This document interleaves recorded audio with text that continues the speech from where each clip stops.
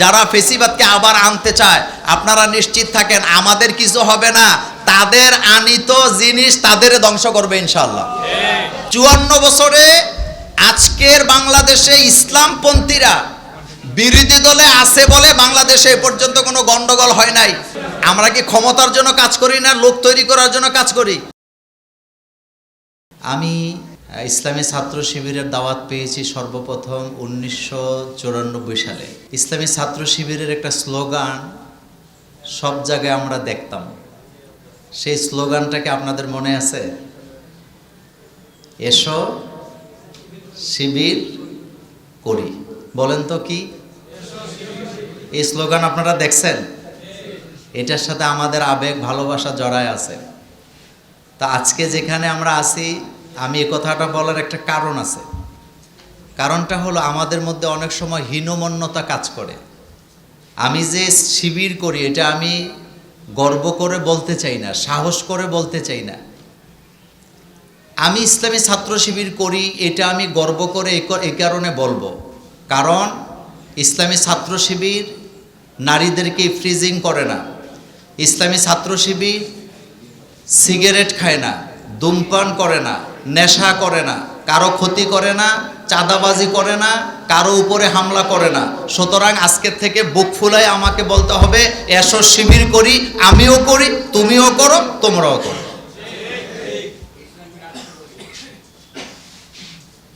শিবির আমরা কেন করি এ ব্যাপারে অনেক কথা আছে, এটা আমি বলবো না। আমি এই কথাটা প্রথমে আমার কথাটা বললাম।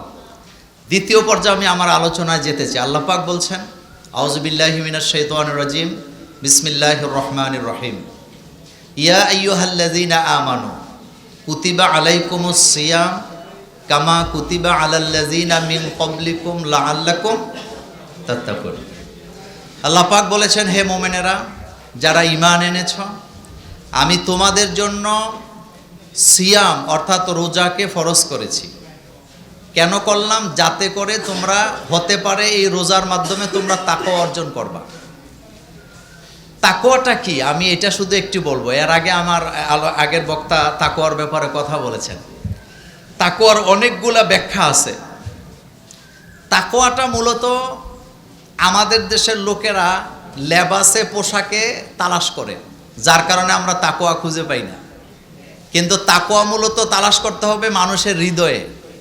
রাসূল করিম সাল্লাল্লাহু আলাইহি ওয়াসাল্লাম তাকওয়ার কথা বলতে যায় বলেছেন, আত-তাকওয়া হা হুনা, এ তাকওয়াটা এখানে থাকে।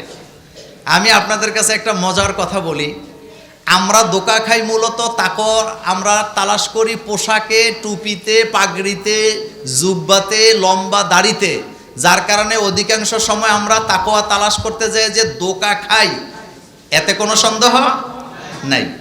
আমি কুমিল্লা থেকে বাসে করে ঢাকা যাচ্ছিলাম রমজানের মাসে। তা আমি টমসম ব্রিজ অর্থাৎ জাঙ্গালিয়া থেকে বাসে উঠছি। সামনের দিকে বড় বড় 4টা সিট থাকে, আপনারা জানেন। তা আমি একটা সিটে বসছি।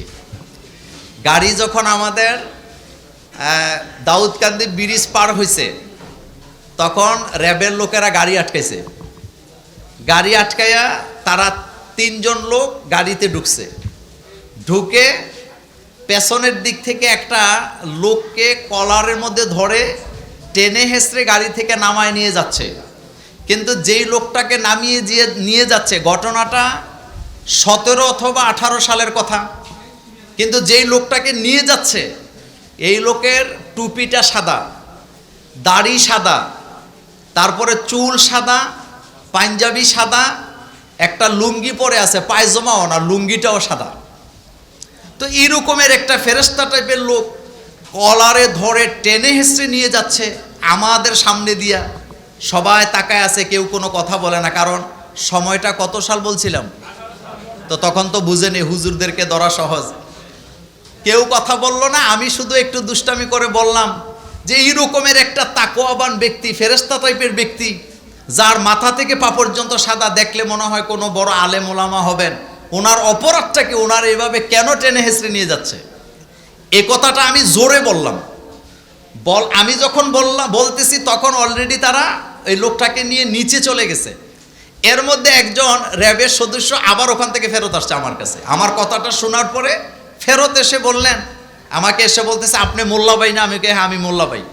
তো বলতেছে আপনাকে তো শুনি আপনি যাকে তাকওয়াবান এবং ফেরেশতা টাইপের লোক বললেন, আলেম বললেন, আসলে এই লোকটা আলেমও না, ফেরেশতাও না, তাকওয়াবানও না, সে হলো একটা ইয়াবা ব্যবসায়ী। আচ্ছা এখন আপনার কাছে আমার প্রশ্ন, তার টুপিটা কি কালারের? চুল, দাড়ি, জুব্বা, পরনের লুঙ্গি, জুতাটাও সাদা ছিল। আমি নিশ্চিত এখানে যদি এই টাইপের একটা লোক এনে দেওয়া হয় তাহলে কি হবে? সবাই দাঁড়ায় যাবে যে আল্লাহর ওলি বোধহয় এসে পড়ছে। আমাদের দেশে মূলত এটাই চলে। তাকওয়াটা কোন জায়গায় থাকে? রাসূল বলতেছেন আত্তাকওয়া হাহুনা, তাকওয়াটা এই জায়গায় থাকে। বিশ্বাস করেন, কলিজার ভিতরে যদি তাকওয়া থাকে, গায়ে যদি পাঞ্জাবি না থাকে, একটা গেঞ্জিও থাকে, আজান দিলে মসজিদে যাবে, মসজিদের সামনে দিয়ে হেঁটে কখনো চলে যাবে না।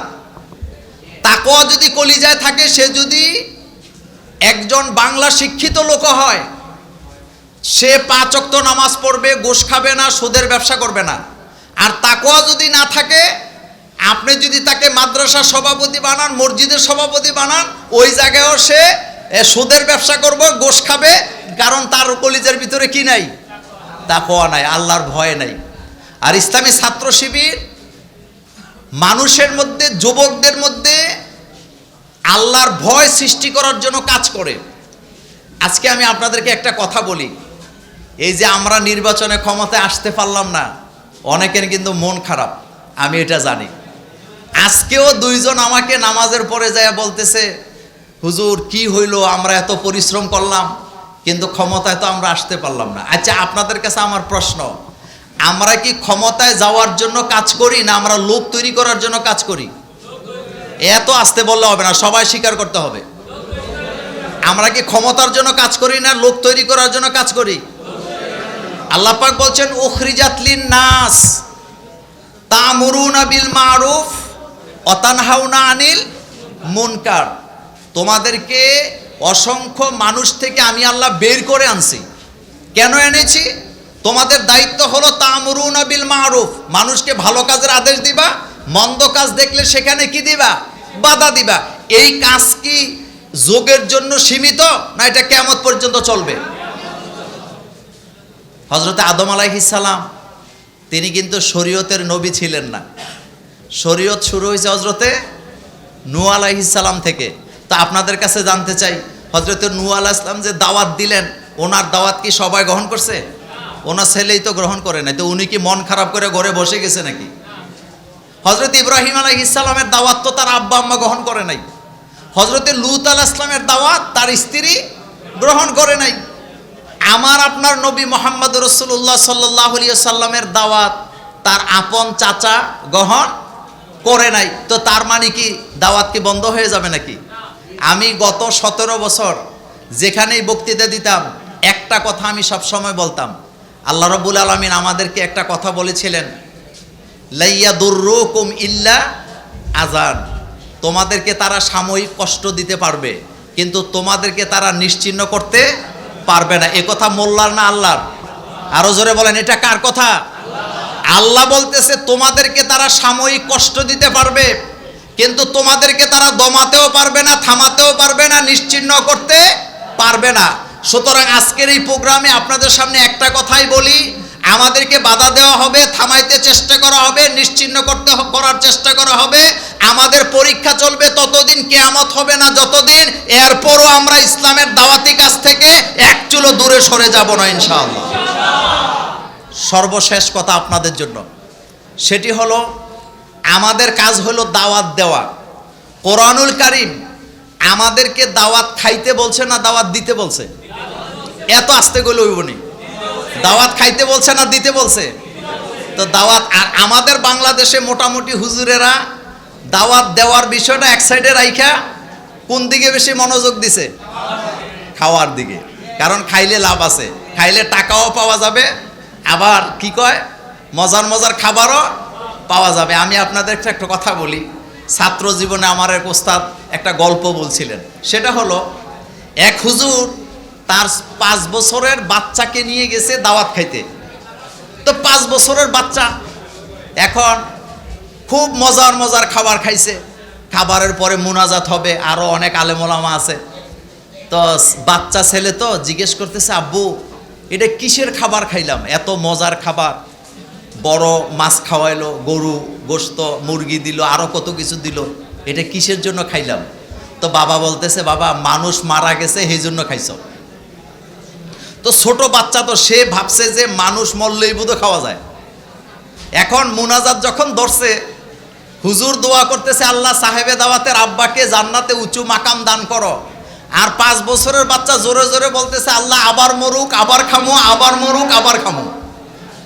আমাদের বাংলাদেশে আমরা যারা ইমামতি করি, আমারে দিয়ে বলি, আমি অন্যকে নিয়ে কথা বলি না, আমাদের একটা ট্রেডিশন হলো আমরা দাওয়াত দিতে রাজি না, আমরা দাওয়াতটা খাইতে রাজি আছি।